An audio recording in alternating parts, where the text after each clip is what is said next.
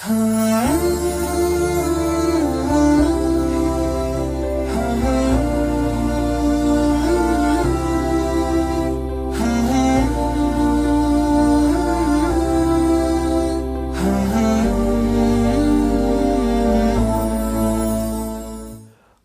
алейкум, кадырман телекөрүүчүлөр, урматтуу мусулман биртугандар. Жараткан Алла Таала ар бириңиздердин орозоңуздарды кабыл кылсын дейли. Улуттук биринчи каналда ыйман сабагы берүүсү өз көрсөтүүсүн баштады. Аны мен Максат Атабаев алып барам. Бүгүн биз сиздер менен биргеликте тилдин, көздүн орозосу боюнча сөз кылмакчыбыз. Ал үчүн биздин студиябызга Кыргызстан мусулмандарынын Азирети муфтийдин орун басары устазыбыз Жолдошбек Ажы Абдуллаев келип отурат. Кош келипсиз. Кош келдик. Алейкум салам. Жолдошбек Ажы, айтсаңыз, багы орозо кармап атканда багы ачкачылык менен убакыт өтүп кетпеш керек да, орозо дегендечи. Анан баягы ал үчүн орозонун толук болуш үчүн эмнелерге көңүл буруш керек? Мисалы, азыр биз коомдук транспорт менен баягы эки жакка чыгабыз, жумушка барабыз. Дагы эмнелерди сакташыбыз керек, эмнелерге көңүл бурушубуз керек? Бисмиллахиррахманиррахим. Алла Таала чексиз макталуу болсун, пайгамбарыбыз саллаллаху алейхи вассаламга саламдар жана салаваттар болсун. Жараткан Аллага чексиз шүгүр, ушундай ыйык Рамазан айына туш кылып, ушундай ыйык Рамазан айына кармоого мүмкүнчүлүк берген Алла Таалага чексиз мактоолорду, чексиз шүгүрлөрдү сактагыз кылат экен. Бул Рамазан айы, шахру Рамазан, аллази унзила фихил Кур'ан худан линнас. Адамдарга туура жол болуп, ошо туура жол менен жакшыны жаманды ажыратуу үчүн ачык далил болуп ошо Кур'ан түшүрүлгөн ыйык айда турабыз. Алла Таала ошо ыйык айда бизге ушу көптөгөн мүмкүнчүлүктөрдү берген. Анан ушу күндөрдө колдон чыгарбастан ушул айда ошо орозо кармоого баардыгыбыз тырышыбыз керек. Эми сиз айтып кеткен суроо боюнча орозо кармаганда ошо эртеден кечке чейин ошо ачка жүрүп өткөрүү менен бул жетишсиз болот. Себеби пайгамбар саллаллаху алейхи вассаламдын хадисинде Абу Хурайра разияллаху анхудан рыбаят айткан хадисте пайгамбар саллаллаху алейхи айткан көптөгөн адамдар бар. Орозодо ошо ачка жүргөн, эртеден кечке ачка жүрүп, ошо ачкачылыктан башка эч кандай пайда таппайт. Кээ бир адамдар бар, түндөсү уктабай ибадат кылам деп уктабай түн өткөрүп, бирок уйкусуз калгандан башка эч кандай пайда таппайт деп айткан. Ошон үчүн биз ошо Рамазанда эртеден кечке ачка жүрүп өткөзбөстөн, ошол учурда эле мына ушундай баш шайтандар кишинделип, ушундай чоң зор мүмкүнчүлүк болуп турганда, ошо Рамазан айында ошо буга чейин жаман көз нерселерди көрүп адаттанган болсо, жаман нерселерди көрүүдөн сактанып, жаман сөздөрдү көп сүйлөп адаттанган болсо, ошо орозо жаман сөз сүйлөөдөн сактанып, жана ошондой эле бир жаман жакка базып, жаман нерселер кылып, кандайдыр бир жаман адаттан адаттанган болсо, ушул айда жакшы адат менен адаттанганга аракет жасаш керек. Себеби пайгамбар саллаллаху алейхи вассаламдын хадисинде да келген, кимде ким адамда бир үзүмет бар, ал үзүмет оңолсо адамдын баардык кыймыл аракети оңолот. Эгер ал үзүмет бузулса, адамдын баардык кыймыл аракети бузулат деп. Ал эми дегенде ал жүрөк деген. Ошон үчүн биз ошо ыйык Рамазан айында биз ошо жүрөгүбүздү оңдой турган болсок, биздин ошо көргөн көзүбүз оңолот экен да, жакшы нерселерди көрүп баштайт экенбиз. Эгер биздин жүрөгүбүз оңолсо, жакшы нерселерди сүйлөп баштайт экенбиз. Эгер биз жүрөгүбүз оңолсо, жакшы нерселерди угуп баштайт экенбиз. Эгер биз жүрөгүбүз оңоло турган болсо, жакшы нерселерди ойлонуп баштайт экенбиз да. Себеби деген аалымдарыбыз айткан, өткөндө да айтып өттүм эле, чыныгы мусулман ким десе, чыныгы мусулман ошо жалгыздыкта өзүн күнөөдөн тоза алган адам дейт да. Биз жалгыздыкта көпчүлүк менен жүргөндө, коомчулук менен жүргөндө биз баягы орозо кармап аткан адам болуп, өзүбүздү такыба алып жүргөн адам катары көрсөтүп, бир ыймандуу көрсөтө эткенбиз. Бирок өзүбүз жеке жалгыздыкта ошо орозо кармап, жалгыздыкта жүргөндө биз ошо орозонун эрежелерин сактап, көзүбүздү жаман нерселерден тыйып атабызбы? Анан азыр технология өнүгүп, интернет заман болуп жаткан кезде, ошол учурда биз соткага карап турганда ошо жакшы нерселер менен көрүп адаттанып атабызбы, же жаман нерселерди көрүп адаттанып атабызбы? Ошол учурда биздин оюбузда кандай ойлор жүрүп жатат? Ошонун баардыгын ошо ыйык Рамазан айында жакшы мүмкүнчүлүк болуп турган кезде, шайтандар кишенделип, тозоктон иштери жабылып турганда, ушу жакшы нерселерди кылып калууга, жакшы нерселерди менен адаттанууга адам баласы аракет кылса, бул ушулай биз үчүн бир зор мүмкүнчүлүк деп айтсак болот. Эми жүрөктү, дат баскан жүрөктү кантип тазаласа болот дегенде, пайгамбар саллаллаху алейхи вассалам хадисинде келет. Адамдын жүрөгүндагы темирди дат баскандай дат басат дейт. Аны кантип тазаласа болот десе, ушу өлүмдү көбөйстөө менен, бул жашоо убактылуу, эртең ким жашайт, мындан кийин ким жашайт, дагы канча жашайт, ошол эч ким гарантия бербегендиктен ушу өлүмдү көбөйстөп, бир күн болсо бир күн Кудайдын алдына барам деп.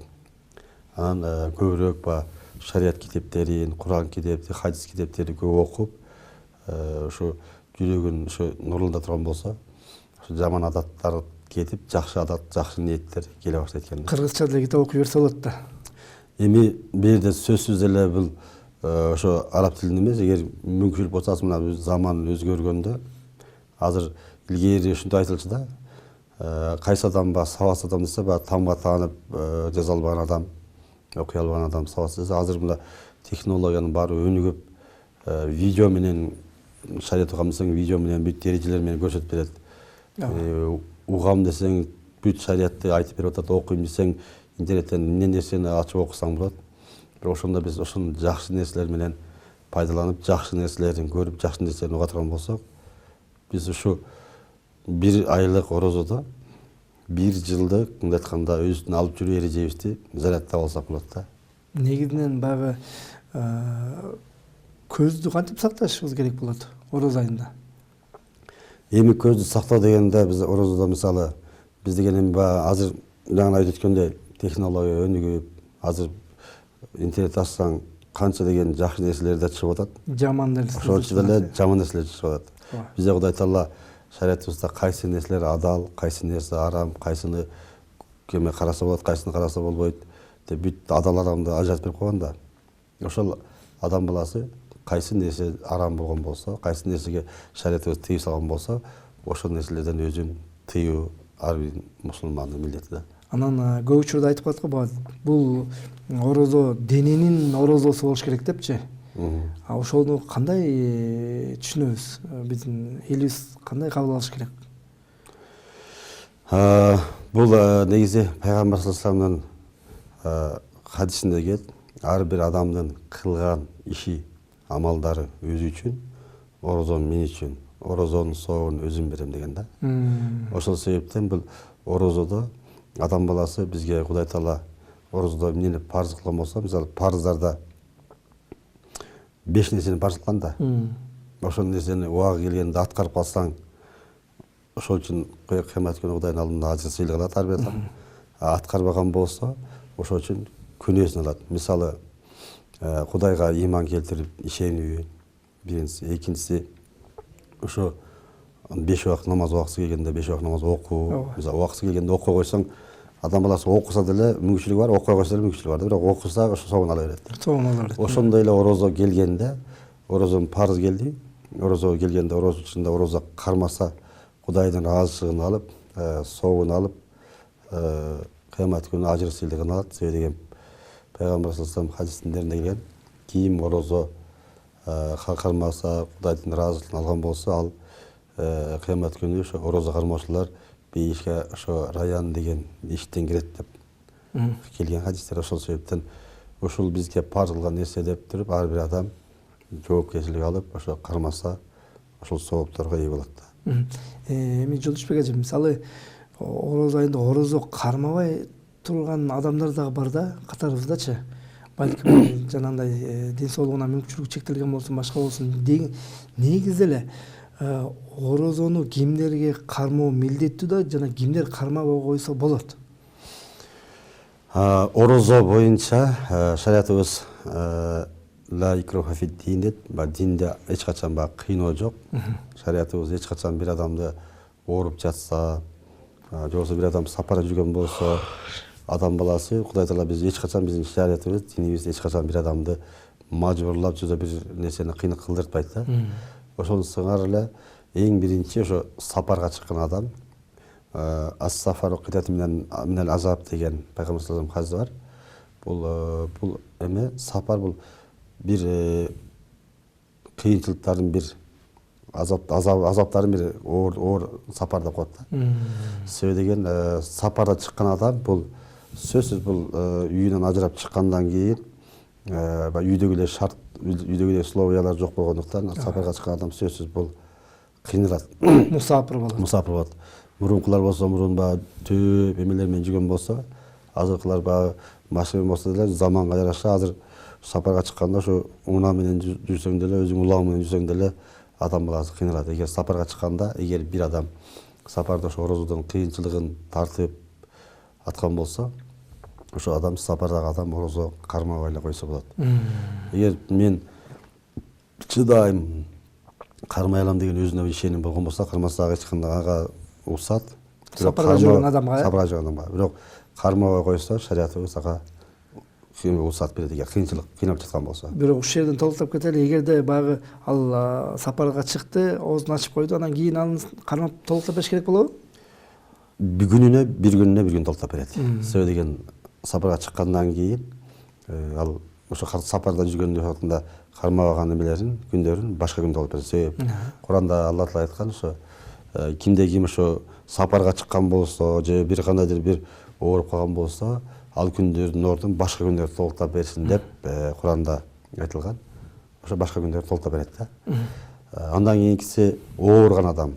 Бир кандайдыр бир адам ооруп жаткан болсо, ден соолугуна байланыштуу орозо кармоого мүмкүн эмес болгон болсо, атайын врачтар сен ушундай ачка жүргөнгө болбойт, мындай кылып дары ичип турушуң керек, мындай аппараттар колдонуп турушуң керек деп бир медициналык жактан ушундай бир заключение чыккан болсо, ошол адамдар орозо кармабай эме кылса, ошо дарыланып, андан көрө жакшы болуп кеткенден кийин башка айларда кармап берсе болот да. Же болбосо жакшы болгондон кийин кармап кете берсе болот. Андан тышкары бойго жетелик балдар. Бойго жетелик балдар дегеним эң эрте бойго жеткен бала кыздар бар, анан кечирээк бойго жеткен бала кыздар бар. Тестерлер деп коет го, жана кичинекей балдар.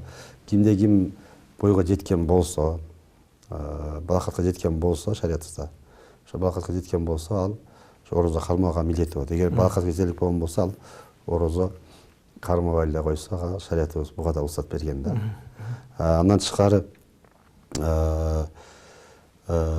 бир Кудай Таалам өзү ачкандай бир эмеден сактасын, кырсык беласынан сактасын, кандайдыр бир аскер кызматкерлери отурган болсо, ушундай бир аскер согуш майданында жүргөн болсо, шариятыбыз аларга дагы уруксат берген. Кармабай койгонго.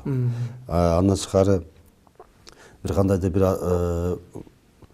бир абакка түшүп калып, ошодон баягы орозо кармоого бир эме болгон болсо, мүмкүнчүлүк жок болгон болсо, оозу ачуу бекитүүгө айтканда бир кысым болуп турган болсо, ошолорго дагы шарият уруксат берген.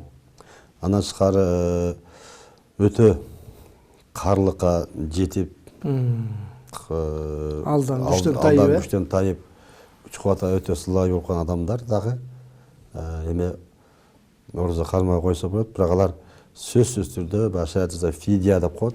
Фидия бир адамдын оозун тойгузуп, оозун тамак менен күнүгө фидия берип, алар орозосун ошо күнүмдүк орозо фидиясын берип, бир адамдын оозун ачып туруш керек болот да. Негизинен баягы такыр эле дарыгерлер сен кармаганга болбойт деп баягы заключение, жыйынтык корутунду чыгарып койгон биздин жарандарыбыз бар да. Аларга кандай карайт шарият? Негизи шариятыбызда мындай да. Алар деле баягы жанагы фидиясын берип кете береби? Мындай да, эгер бир адам деген ооруп аткан болсо, бир канча жылдан кийин айыгып кетем деген мүмкүнчүлүк үмүт болгон болсо, ал адамдар күтөт дагы жакшы болуп кетсе, ошо эмесин казаларын кармап берет. Эгер эч кандай жакшы болуп кеткен мүмкүнчүлүк жок, үмүт үзүлгөн болсо, жана карыя уже картайган адам кандай бул үмүт жок, уже мындан ары бүт жашарбайт да. Булар фидия берет да. Ошондой сыңар эле оңолууга үмүтү жок адамдар дагы фидия берип, бир адамдын 30 күн бир адамдын оозун ачып туруш керек болот да. Анан негизи баягы эфирибиздин соңунда ушундай суроо берейин. Негизи орозо кармап жаткан ар бир адам эмнеге көңүл буруш керек? Көбүнчөсү мен ушул орозом аябай баягы Кудай таалама жаккандай аткарышым керек деген адам эмнеге эң биринчи көңүл бурсун? Негизи орозо кармаган адам эми баягы орозо кармап жатканда буга чейинки баягы жаман адаттары менен адаттанып калган болсо, же өзү бир мындай ачууланып жаткан болсо, пайгамбар саллаллаху айткан, кимде ким ушундай ачууланган болсо, же болбосо бирөө менен тирешпей турган болсо, ошол маада мен орозомун деп айтсын деген да. Ошол сыңар эле адам баласы ошо орозо кармаганда өзүнүн орозонун эрежелерин таң аткандан күн батканга чейин биздин баягы кайсы графикти коюп берген болсок, ошол графиктин негизинде кармап, анан эң негизгиси орозодо бул Куран түшкөн ай болгондуктан Рамазан айы. Ошо Куран айында көбүрөөк Куран окуу менен алектенип, эгер колунда болсо кайрымдуулук менен аракет кылып, эгер мүмкүнчүлүк болсо ошо эмеде Рамазан айында бир жакшы амалдарды кылып калганга аракет жасаган жакшы да. Негизинен баягы ибадаттардын кайсысын аткарган жакшы? Жанагы таравих намаздары окулуп атат. Себеби Түндөсү туруп жанагы мисалы тахажжуд намаздарын окуп ушундай кылса болобу? Пайгамбар саллаллаху алейхи вассалам ман сома Рамазан иманом ахтисабан гофира лаху ма тақаддама мин замбихи. Ким Рамазан айы келгенде роза кармасаң өткөн күндөр кечилет деп. Ошол эле хадиске сайкеш келген, ким Рамазан айында намаз окуса, анын өткөн күнөөлөрү кечилет деген да. Ошол үчүн Рамазан айында намаз кетип, Куранды көп окуп, намаздарды көп окуп, жакшылык, кайрымдуулук иштерди көбүрөөк кылса, себеби деген бир адамдын оозун ачыруу, бир хурма же бир суу менен оозун ачыруу, ал адамга берилген сооптон эч нерсеси кемибестен туруп, ошол оозун ачырган адамга да бир сооп берилет атпайбы. Ошол үчүн жакшылыкта пайгамбар саллаллаху алейхи айткан жарышкыла депчи. Анан ошол жакшылыкта жарышып калса жакшы да. Себеби деген пайгамбар саллаллаху алейхи убагында пайгамбар саллаллаху алейхи адамдар келгенде, Алланын элчиси, байлар бизден ашып кетти деген да. Анан ошо байлар кыла турган силерге суалган соопту силерге үйрөтөйүнбү деген да. Анан үйрөтгенде күнүгө ошо намаздан субханалла, алхамдулилла, Аллаху деп зикир тарткыла дегенде, ошондо ошо байлар кылган соопту аласыңар дегенде, байлар ошону да кылып атпайбы дейт да. Ошону да кылып атат, алар кайрымдуулук, жакшы иштерди кылып атат. Ошондой зикирди алар да тартып атпайбы десе, Кудай Таала аларга ошондой жакшылык берсе, Кудайдын аларга берген неамат экен. Ошол үчүн биз дагы ошо Рамазан айында колдон Кудай Таала бизге канча мүмкүнчүлүк берсе, мүмкүнчүлүгүбүзгө жараша жакшы иштерди кылып калганга, жакшы кайрымдуулуктар кылып калганга, өзүбүздү оңдоп калганга аракет жасап калышыбыз керек да. Анан соңку суроо болсун, эми экрандын артына биздин ушундай көрүүчүлөр мүмкүн, көрүүчүлөр бар болушубуз мүмкүн. Баягы орозо кармай элек өмүрүндөчү. Бирок баягы биздин бүгүнкү эфирди көрүп отурат. Анан ошолорго эмне деп кайрылмак элеңиз? Бисмиллахиррахманиррахим. Урматтуу мекендештер, кадырлуу мусулман бир туугандар, Кудай Таала ушу бизге ушу өмүр берип, жашоо берип, ушул жашоодо жашатканга мүмкүнчүлүк бергендиктен биз ошол мүмкүнчүлүктү сезип билиш керек. Мына Кудай Таала бизге берген көздүн неаматын, муну биз өзүбүздүн калообуз менен, Кудай Тааланын калоосу менен сүйлөп атабыз, угуп атабыз, базып атабыз, кыйм аракет кылып жүрөбүз. Ошол мүмкүнчүлүктү ким берип атат бизге? Ошо Кудайым берип атат. Эгер биз бир колум ооруп кала турган болсо, колум ооруба десең, бизге баш ийбейт бир Кудайдын калоосу менен. Ушунда бизге Кудай Таала ушундай ден соолук берип, мүмкүнчүлүк бергенде, берип жаткандыгынан сезип, ушу Рамазан айында ушу орозо кармабай күн өткөрүп, өкүнүп калбастан, ушу бүгүн болбосо эртеңден баштап орозо кармоого чакырат элем да. Демек, бул баягы ар бир адам ахиреттин камын көрүш керек дейсиз. Ахиреттин камын көрүш керек. Жолдошбек ажы, биздин студиябызга келип, кызыктуу маек куруп бергениңизге ыраазычылык билдиребиз. Чындыгында абдан керемет насааттар айтылды. Биздин ойлойбуз, биздин көрүүчүлөр дагы ошо сиздин насааттан пайдаланып, балким жанагындай орозо кармай электер болсо, эртеңден баштап кармайт деген ишеничтебиз. Иншалла. Урматтуу телекөрүүчүлөр, биз бүгүн иман сабагы берүүсүндө ошол орозо деги эле ошо Рамазанга байланыштуу бир катар маселелерди сиздер менен чогуу талкууладык. Анын ичинде баягы көздүн, дененин, ошондой эле баягы кимдер орозо кармаса болот, болбойт деген маселелерди дагы ачып берүүгө аракет кылдык. Эмесе кийинки эфирден жолугушканча сак саламатта болуңуздар. Дагы бир жолу орозоңуздар кабыл болсун.